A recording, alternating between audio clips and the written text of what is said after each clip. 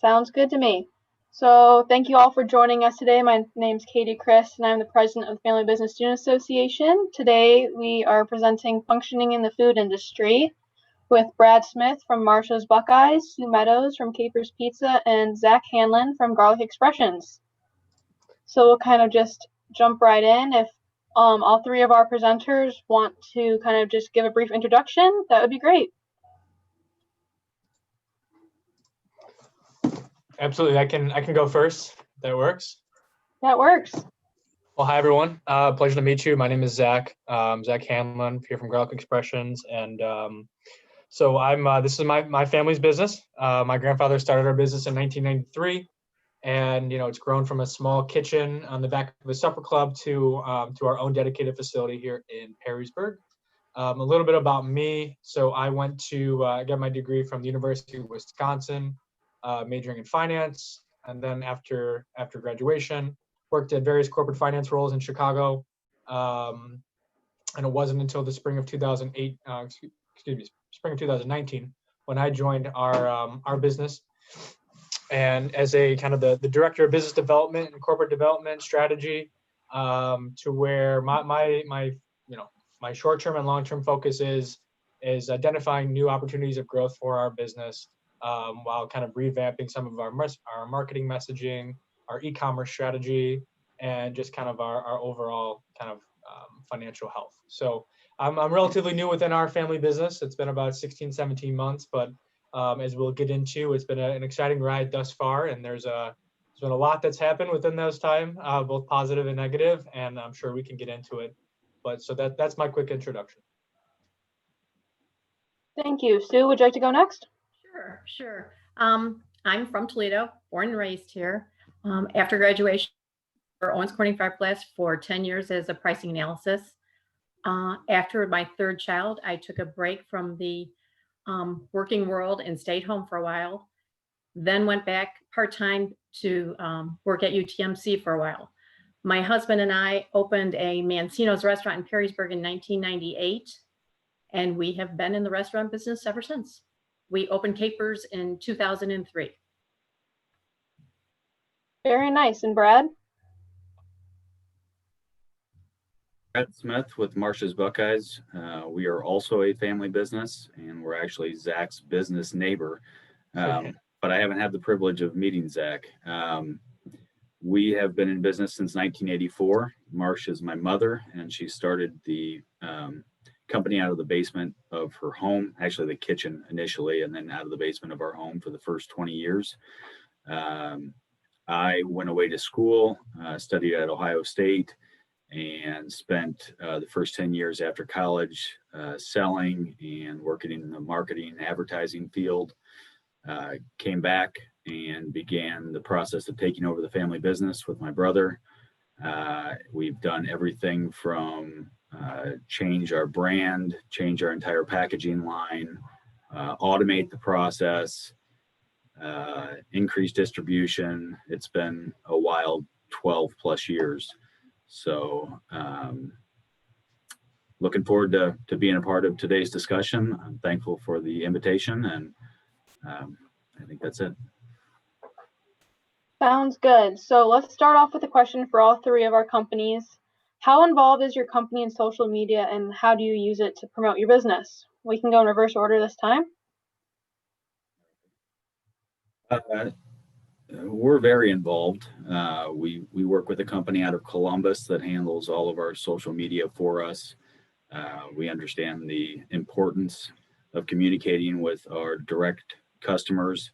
The consumers are always looking to learn more about the brand that they support, and so we want to be involved in that conversation. We do a lot surrounding Ohio State athletics, and so this time of year is very important to us. So we're communicating with the Ohio State fan base, specifically targeting the tailgating around the game. And so we are heavily involved in a campaign right now to further kind of unite the two brands of Ohio State athletics and Marsha's Buckeyes. Outside of the football season, again, we just want to continue that conversation, and we've outsourced that that responsibility. So. Okay, we have one employee who is just designated for social media. On a daily basis, she will take care of all of the Facebook, Instagram, Twitter, all of the reviews that we receive, response to the reviews, and just works with all of the social media and the different response and things we get with our reviews with Google, Yelp, and all those different websites. Yeah, and so for us, unfortunately, we really haven't had too much of a social media presence, and that's really not by strategy. It's just kind of how it is. However, as we started conducting, obviously new avenues to reach people, social media is a very critical way to reach not just our current consumers, but then obviously expand our reach into new people. And as we've thought about kind of our marketing strategy over the last almost 30 years now, we're very customer centric. And what I mean by that is we try to let our product and our fans kind of market for us, if that makes sense. So instead of having a very corporate message where we come down with all these fancy photos and very perfect messaging and taking a very corporate tone to it, what we'd rather do is kind of take a step back and kind of let the product kind of sell itself, let our fanatic fans and friends kind of sell the product for us. And we believe that the word of mouth is the best way to create an emotional tie to something. So if your grandmother, if your mother, your partner, your coworker, whomever, someone that you trust and have a very strong relationship with tells you about a product or tells you about a service, you're much more likely to go out and try that. And then also kind of create that web where those people would go out and tell others. So what we're trying to do, and actually, if you're not, go follow Garlic Expressions on Instagram right now. Little shout out, and everyone else on the panel. We're actually going to kind of kick off a little bit of a digital restart, probably the week of November 9th, where we're partnering with our kind of, we call them influencers, but they're already friends of ours and customers of ours, where we're just going to really empower them to have those similar types of conversations that happen around the dinner table, that happen around kind of getting together, but just kind of translate that into kind of the digital world. And so rather than just kind of posting a few photos or something, we came up with kind of a good strategy to really just empower conversations and amplify conversations that are already happening, but kind of incentivizing people to then bring it onto the digital world and kind of use our page as a sounding board for our customers to kind of speak about us without us getting in the way too much. So that's in the broader food landscape. That's a very low there's pretty low customer acquisition cost to get your message out there. But the real hurdle with social media is actual trial of products. And so historically we've done demoing where we go out into the world and we sample on different vegetables or produce or bread, and we say taste is king, and once we get someone to taste it, we have a pretty high hit rate. But in this new world, right, those opportunities are essentially dead. So the real barrier to us now is we have this great group of people who are going to help us kind of kick this thing off, but then the next thing is kind of creating a call to action where people actually go to our website and purchase, or go to the local grocery store and purchase, or go to Instacart, whatever it may be. So it'll be a vital piece of our marketing strategy going forward, but it just hasn't been quite yet, and we're getting up to speed on it very quickly. Thank you. And kind of going off that question, how has technology affected your business in the last decade or so? Zach, if you want to start. Yeah.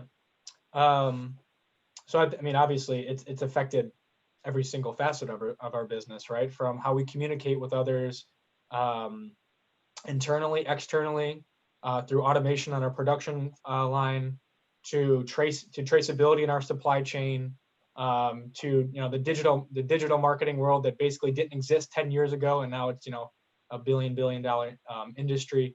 But I would say the one of the more crucial pieces of how technology has affected us is on the sales side of things. So previously, back when my grandfather was involved, and back when kind of our business was starting, the way you get distribution is where you just really knock on doors, right? You go by foot, you get a bunch of cases in the back of the car, and you go show up to grocery stores and say, hey, talk to the produce manager or the center store or grocery manager and say, hey, we want you to try this, we got something new today. That just flat out doesn't work anymore today. So in terms of how has technology affected us the most, distribution and the sales side of things, where buyers and category managers are taking a very granular, numbers, sales-based approach to landing, to basically getting on their shelf. And that's just a new hurdle that has been introduced from the likes of Whole Foods and Kroger, et cetera. You're really not dealing with those people day to day anymore. You're kind of going through their broker network, or you're going through their buying reviews, which is all kind of technology based, and that's basically very, essentially based on analytics and cold hard data. So there's less of that kind of emotional one-on-one salesmanship. It still exists, but as you're dealing with bigger and bigger players, and as our retail partners and distribution partners looking for optimization and efficiencies on how they find new products and ultimately put them on the shelf, technology has had a sweeping change on how they've approached things, and obviously we've had to adjust, and I think we've done pretty well there.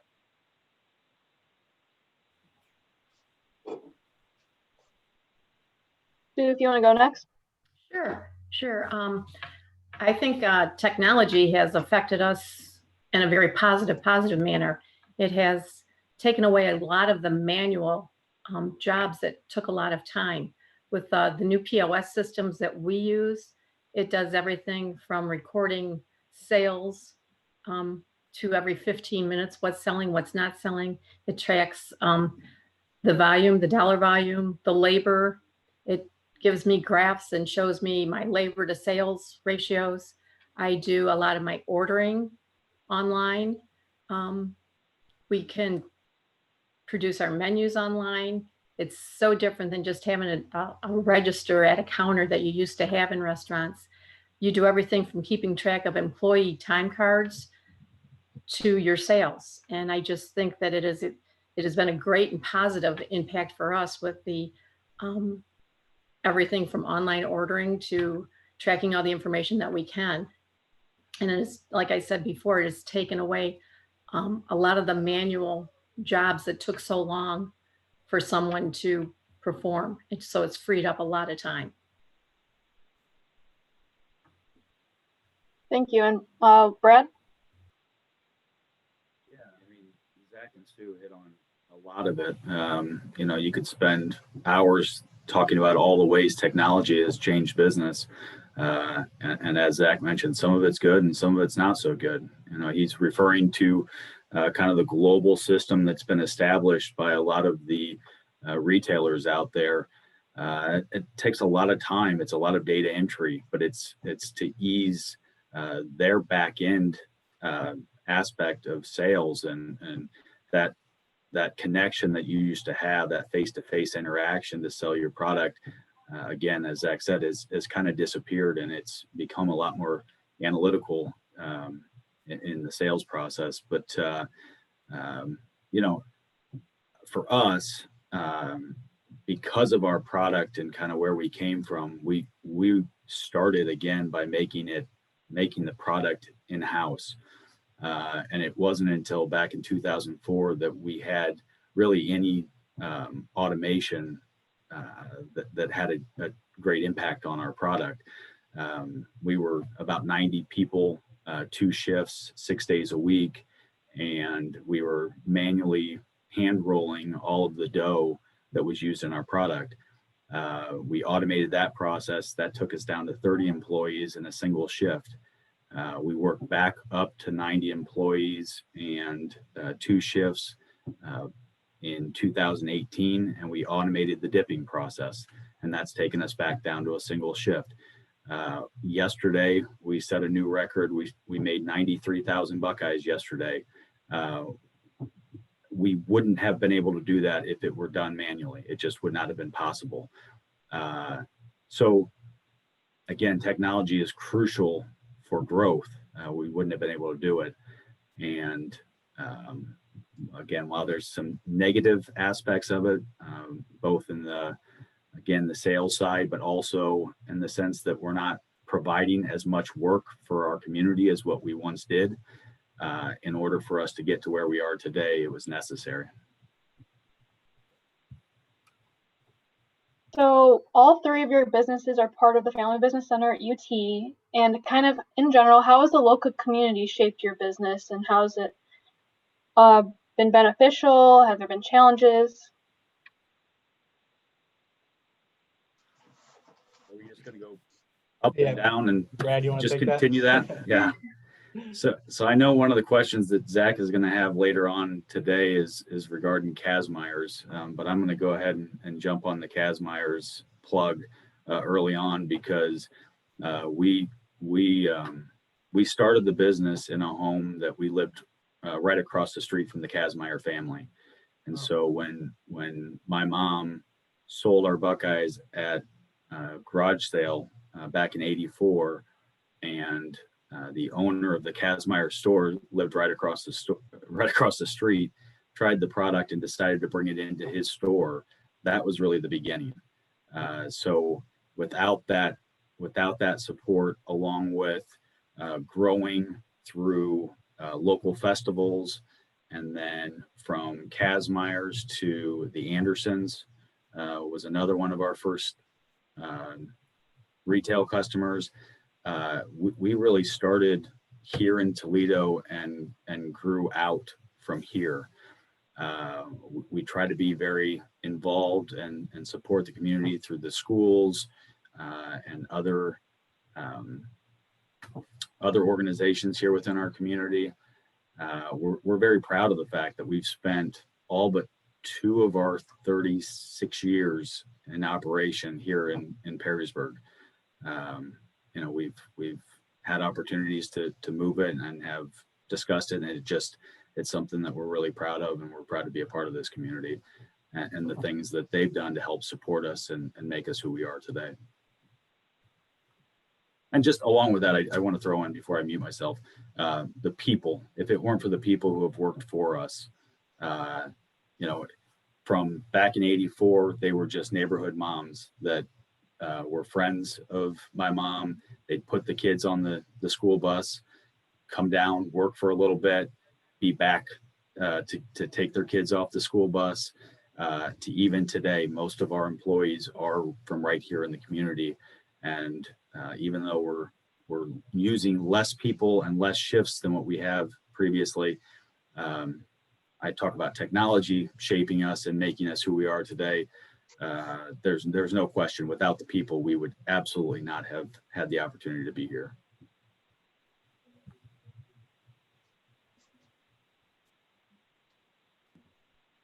I can go. First, I want to say congratulations, Brad. That's a lot of Buckeyes. It's a lot of Buckeyes.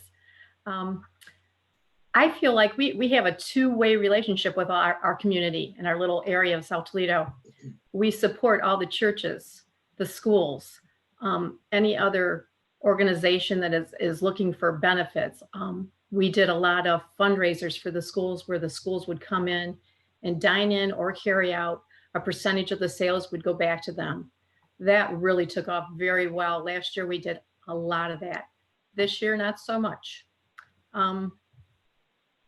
We just feel like it's such a nice little neighborhood that we're in, that it's so easy for people to come in and run into their neighbors or run into other family members, and the word of mouth. And when someone needs help, when someone needs help, they do come to us. They come to us for fundraising events or for donations, and we are always open and supportive of the community, and we feel that they give it back to us the same way.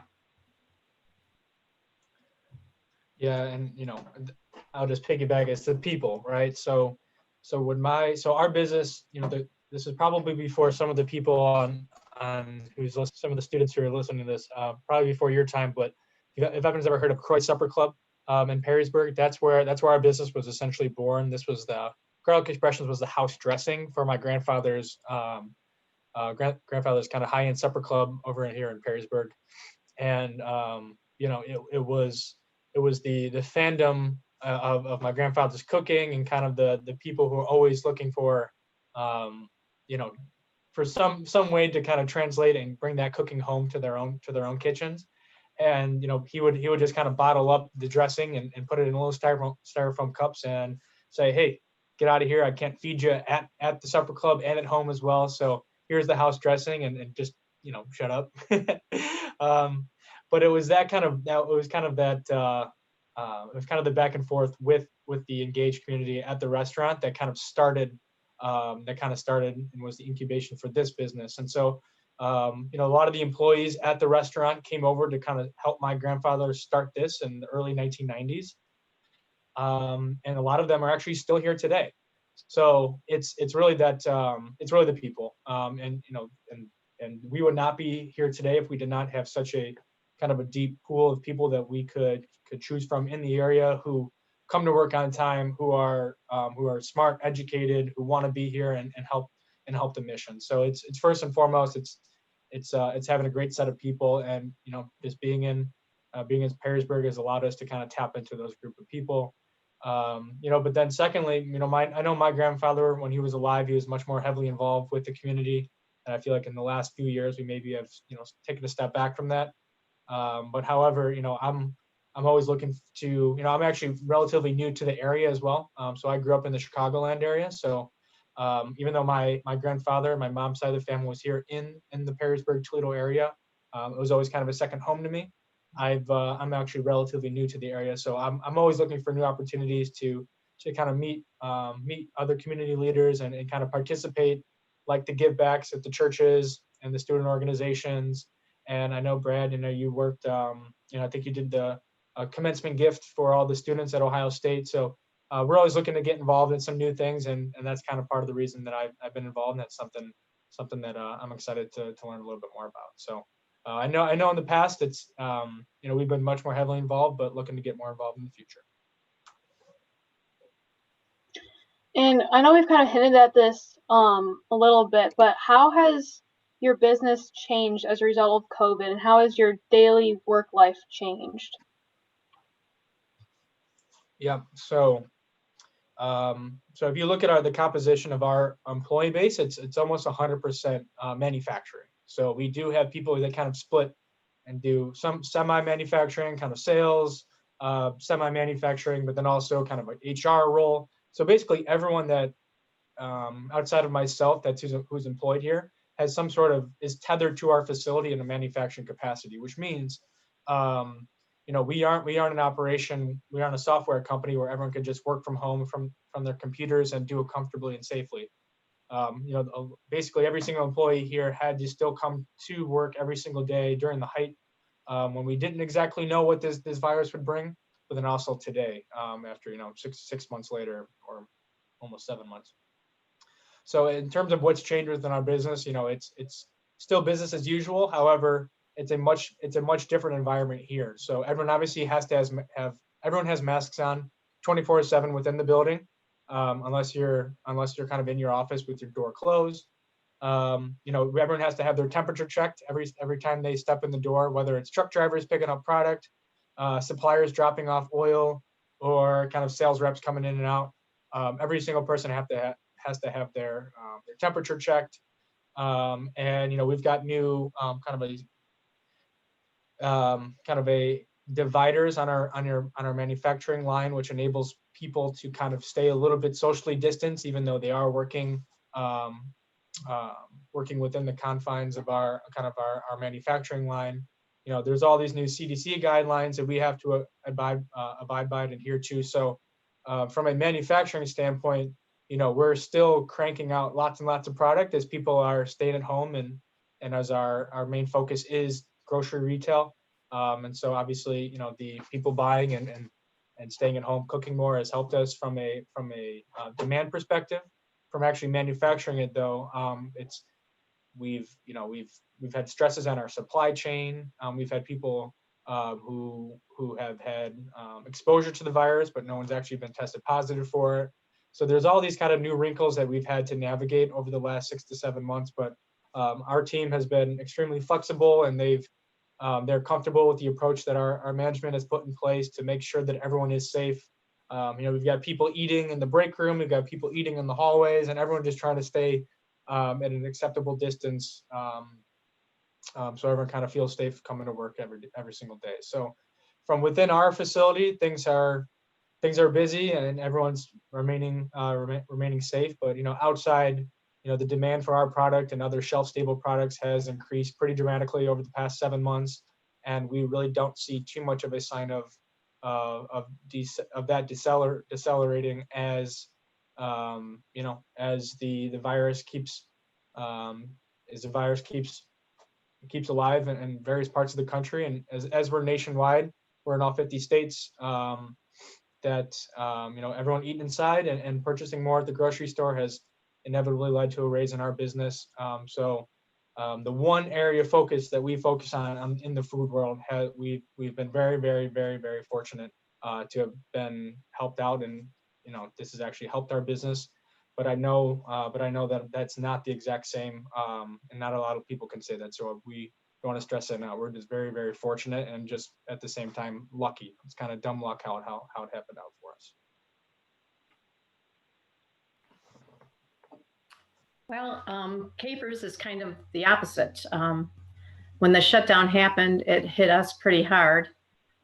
We went from being open from 11 to 11, most of the time being open to 4 to 8, carry out only. When we did reopen, of course, following all the guidelines that the state has, we lost half of our seating, and people were very shy about coming in to the restaurant and eating. We were fortunate that we did have a patio that was full most of the time. People really wanted to come out and eat, you could tell, but they wanted to be outside to eat.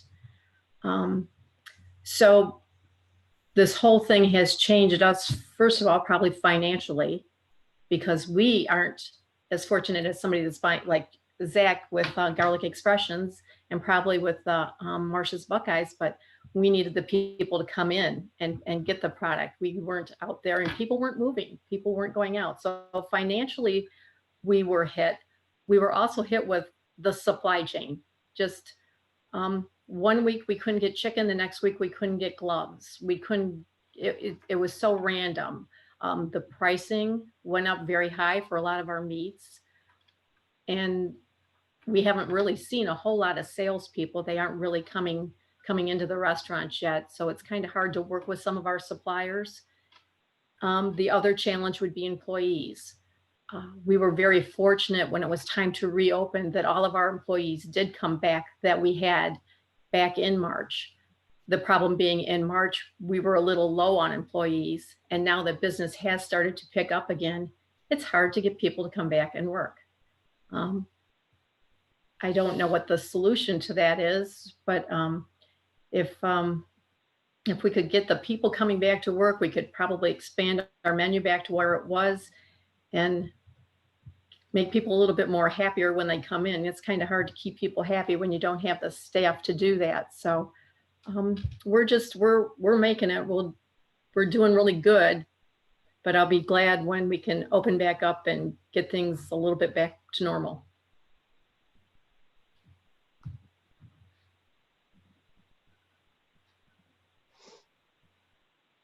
It's hit you guys harder than most, but for us, it's been a little bit of a roller coaster ride.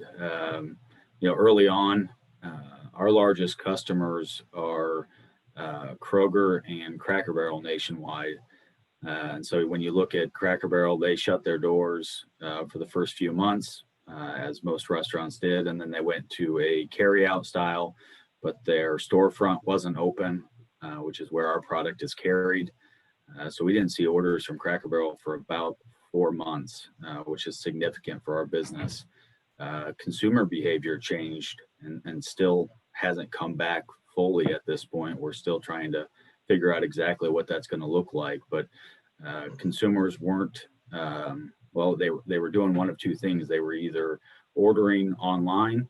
All of their groceries were through one of the systems that the grocer offered, which impulse purchases, which is what candy is not typically a part of online ordering. Or if they do go into the stores, They weren't doing the aisle shopping. They weren't walking up and down every aisle. And again, that leads to impulse purchases. They were going in, they had their list of 12 to 15 items, and they were in and out as quickly as they could. As things began to change, we're just continuing to keep an eye on those behaviors and trying to adapt our business to it. We certainly had some of the supply chain issues that were mentioned previously. We've certainly had the workforce issues. We're having a hard time finding people. But that for us was probably the more unique thing among this panel, was just because we're an impulse buy, we struggled with those changing consumer behaviors. Yeah, it's definitely affected different industries in different ways. There's no doubt about that. So where do you see your company going in 5 years? Are you looking more for growth or trying to just keep afloat at this point? What's your kind of like your mid-length plan? So for us, we've been on a pretty steep incline in growth over the last 7 to 8 years. We were thinking that this year was going to set us back. And as of a month ago, I would have told you that was the case. One of the things for us, again, I mentioned earlier, was our relationship with Ohio State Athletics. On August 12th, when the Big Ten canceled the football season, had you talked to me that week, I wouldn't have been able to tell you with certainty that Marsha's Buckeyes would see its 37th year of operation. It's that significant for us. We managed to make it to September, and things began to turn. We started to see a change in consumer behavior. They were going back into the stores, purchasing more product. And then, of course, the second week of September, they announced that Big Ten football was back, and we are absolutely as busy as we've ever been. And so I expect to finish the year very strong. We've increased our national distribution over the last few years, and we're continuing to look for new opportunities, new markets to introduce our product to. Automation continues to be an important part of what we're doing, and so we're looking at ways to further automate our process, lower our costs so that we can keep our costs down to the consumer. So 5-year plan, this year it's a tough year to ask everybody that question because we never saw this happening. We never even envisioned that something like this could happen. But I like to remain optimistic that within 5 years we'll continue to see the growth that we've seen over the last 7 to 8 years. Again, through increased distribution, increased market share, and then we are looking at diversifying a little bit. We've contemplated for years making a second product. We've also looked at increasing our packaging lines. And then, complete side note, we've also started a packaging company separate from Marsha's Buckeyes during this time period to diversify what we're doing personally to kind of make us more stable, or again, give us that diversity that we need in order to be successful and healthy within the next 5 years and beyond. So. Interesting, Brad. I'd like to hear more about that. That sounds cool. So from our perspective, what we're really focused on is profitable growth. And, from a revenue perspective, it's very, I would say it's less challenging to kind of just grow at all costs. When you don't say no to people coming in to wholesale accounts. You don't say no to anyone. But what we're really focused on is profitable growth. And what I mean by that is where every incremental dollar, every incremental bottle that we sell is at a similar profitability level that we currently sell at. So, for example, we've got some other stores that want to have, we've got some other stores that may be on the West Coast where we're not as strong, or the Rocky Mountains, to where they'd love to bring us in. However, they want a really, really steep discount on an initial order or a year and a half worth of product where we would come nowhere near the margins that we're hitting now on our current customers. And so that's kind of our big focus, is just to continue to find new points of distribution, but do it profitably as well. So we, similarly, can keep our costs low, keep the cost of the product very accessible to the masses, and to kind of keep with this kind of linear path that we've been on for like the last 10 to 15 years. Me myself, from a personal perspective, I would love to introduce more products. Similar to Marsha's, right? We've got a hero product, and it sells well, and it's been doing extremely well over the past 30 years. But I think we've got 30 years of customers. We have 30 years of history, and I would quantify it as a big opportunity to kind of tap into our consumer base, to introduce some more products, but then to also kind of amplify some of our marketing on a national scale, to kind of introduce more products into more retailers. So, TBD on that. That's nothing that's short term in the works. But for a 5-year plan, I'd love to kind of have a suite of products that we manufacture here at our facility, to kind of keep growing and keep up with the times. Our product, I think, aligns very well with some of the macro trends of non-GMO, gluten-free, vegan, allergen-free, you name it. Our product is it's that clean, accessible product that's very unique. And so if we can kind of replicate that standard to other products under the Expressions brand, I don't see why we couldn't kind of grow the business that way as well. So, that's part of the reason why I did join, is that I think there is ample opportunity to grow over the next 5 years. And we've got a really loyal group of people, customers. We've got a really loyal group of employees here. And, I'm excited about what the 5 years could bring. And who knows, maybe we go out and acquire another company as well. I think there's plenty of opportunities for us to continue to grow our footprint. Well, right now, I think we're just kind of looking at a year-to-year basis. We'd like to get sales back up to what they were 2019. One of the biggest problems we had is we went from 105 seat capacity to over 250. So I have a large room where we did a lot of catering, we did a lot of parties, wedding receptions, birthday parties, rehearsal dinners, everything like that. And with the restrictions that are on right now, it just isn't possible to do a lot of those parties right now.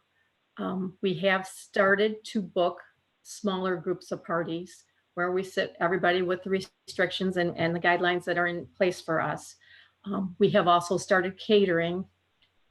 And so I think that our plan looking on and into 5 years is to get the sales back to where they should be, get the menu back to where it was, a nice full menu, and just hope that things continue to grow. And for me personally, I would like to turn it over to the next gen. I'm ready for that. So that's what we're thinking. And kind of going more personal, how have you brought about your personal success? Kind of like, has education, how has your experience kind of all contributed to your success to land you where you are now?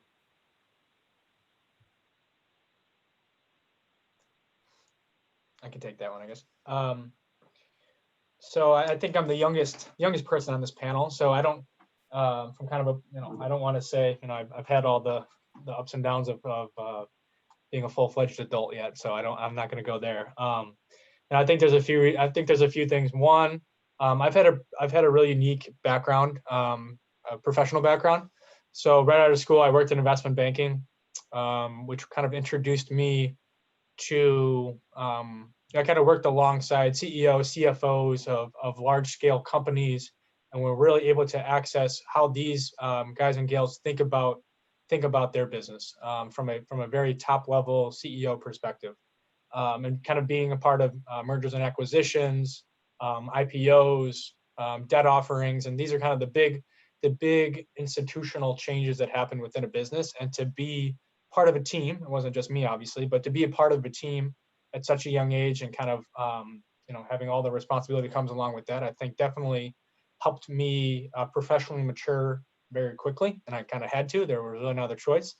So I think my first experience really helped me kind of into a broad foray into kind of just the business world in general out of school. The second place I worked for a family office where the family I worked for as part of the team as well, where they're the wealthiest family in Chicago, where I was part of their M&A team, where we went out and bought businesses that using the family's capital in kind of the hundreds of millions of dollars range. And again, being a part of that team at such a young age and experiencing just kind of how these owners think and how people that own businesses and how they go about their business. Again, another very unique opportunity for a 25-year-old kid like myself to be a part of that. Obviously, I wasn't a driving force for a lot of those things, but doing a lot of the grunt work and being a part of those teams and being part of those meetings definitely, again, helped me professionally mature pretty quickly.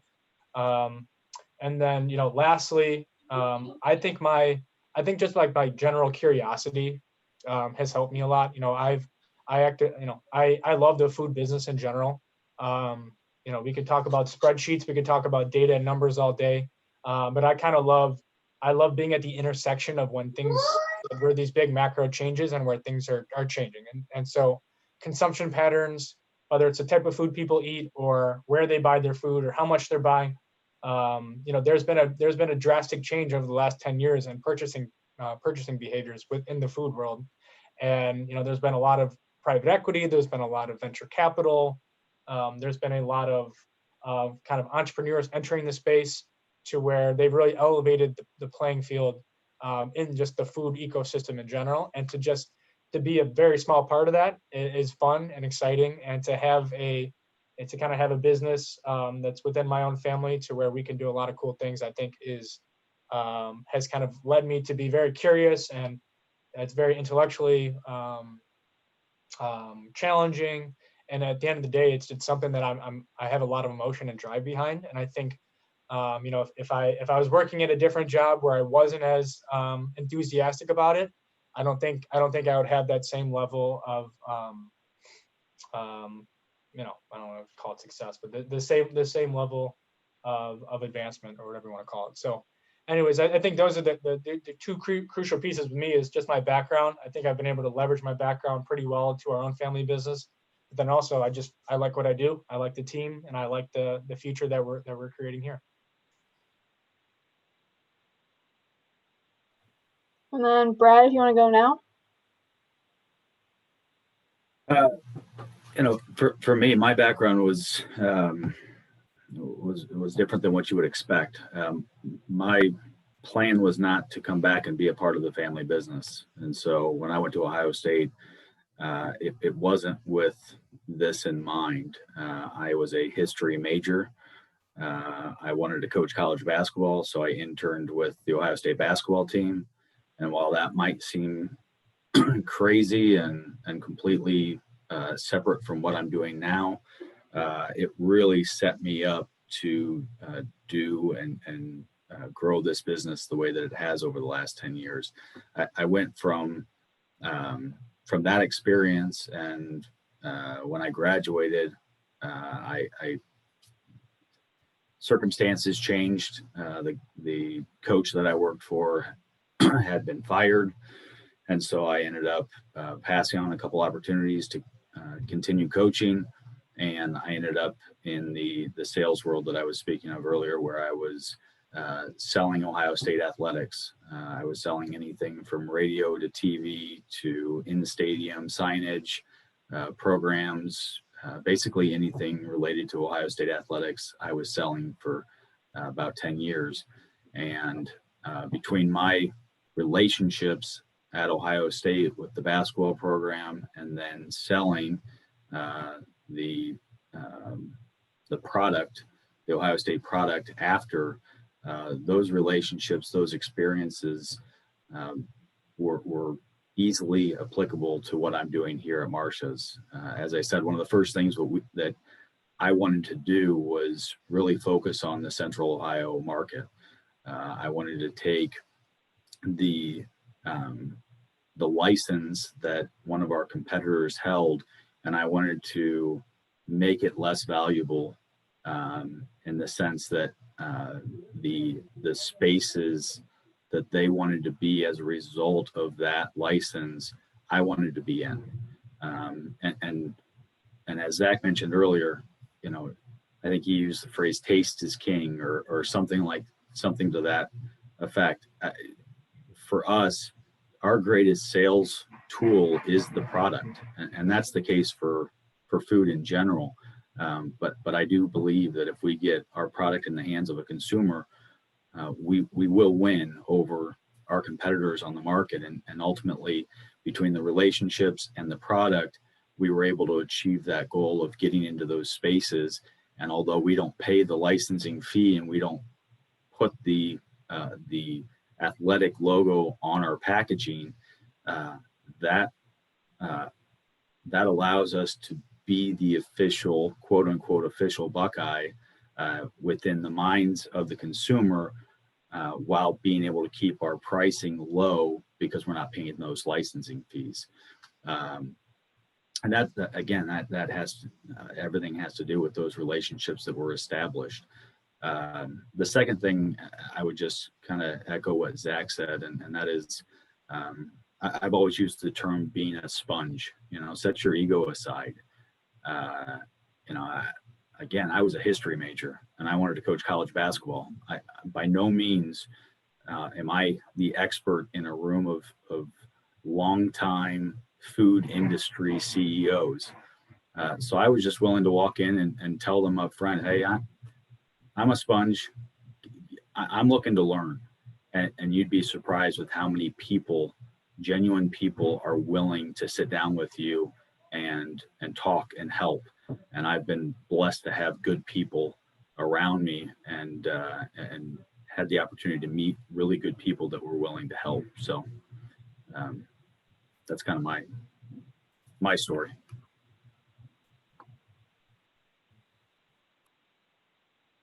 And Sue, if you want to go now.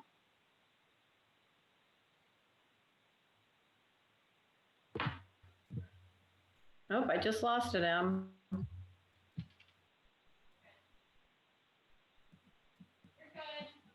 Okay.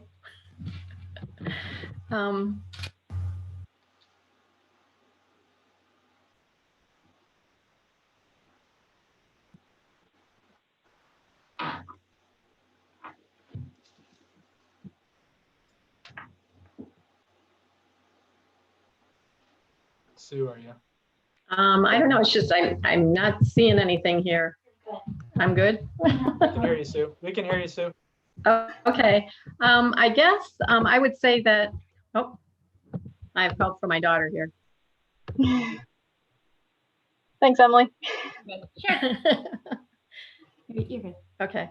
I guess I would say that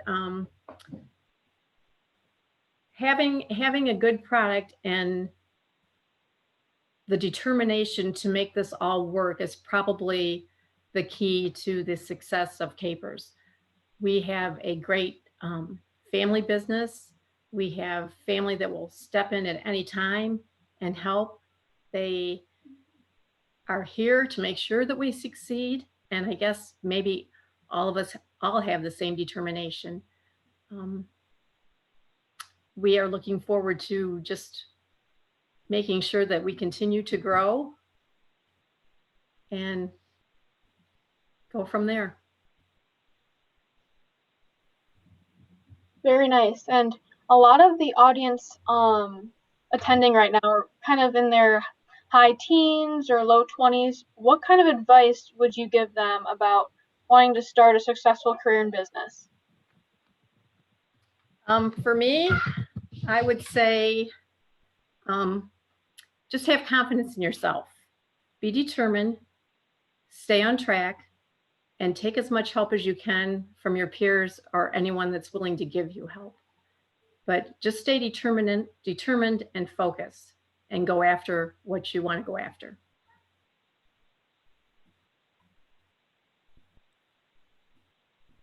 Your name. I'll go.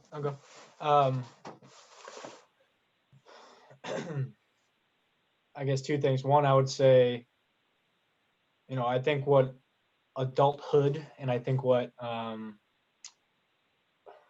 think when I started my career, what has changed for me personally is, you know, your career and your job and everything. It's more of a marathon rather than a sprint.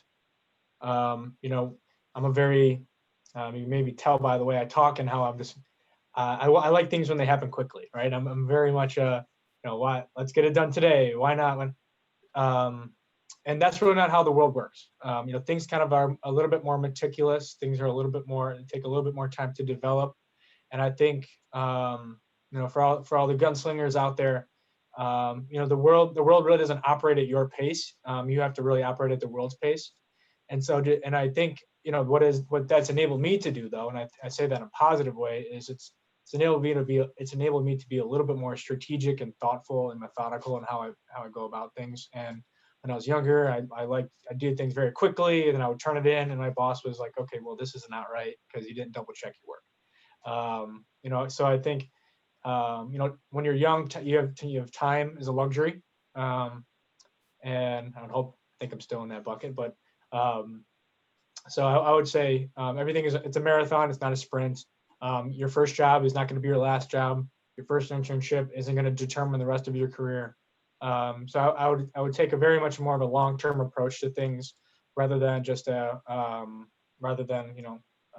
things done today and kind of rushing through things. So that's kind of my first thing. Secondly is I would try to figure out what your risk tolerance is. It's kind of a weird way to say it. But and just in terms of how you approach jobs and your career and kind of the risks you take. I'd really like mentor told me that when I was younger is, are you someone that likes a lot of risk and kind of shooting for the stars? Or are you someone that's a little bit less risky and has a little bit more conservative approach? And that's very broad in general, but I think just understanding kind of your values, your risk appetite, your principles, and acknowledging that time and time's a luxury and it's on your side at such a young age, I think will help you in the long term as you kind of navigate your first job, your first few jobs, and if the end of school and everything. So that's kind of a roundabout way of saying you've got plenty of time to figure things out. But in the meantime, there's no better time than the present to act on things and to kind of get things moving.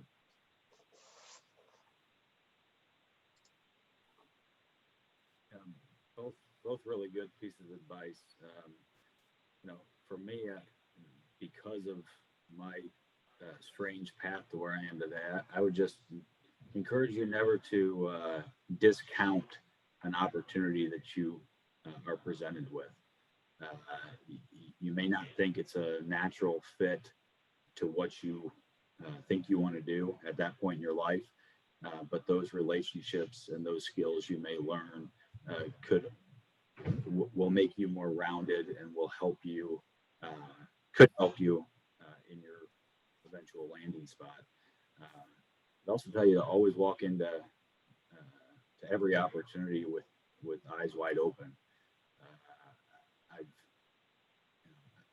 spoken with a number of people who are just exiting college and looking for new career opportunities, and they go into jobs, and if it's not exactly what they're looking for within a couple of days, I've had people that I've referred to companies that have walked out after a week.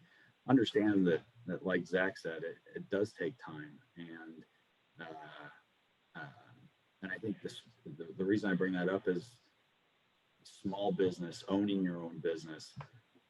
Let me tell you, it's not everything that everybody dreams that it is.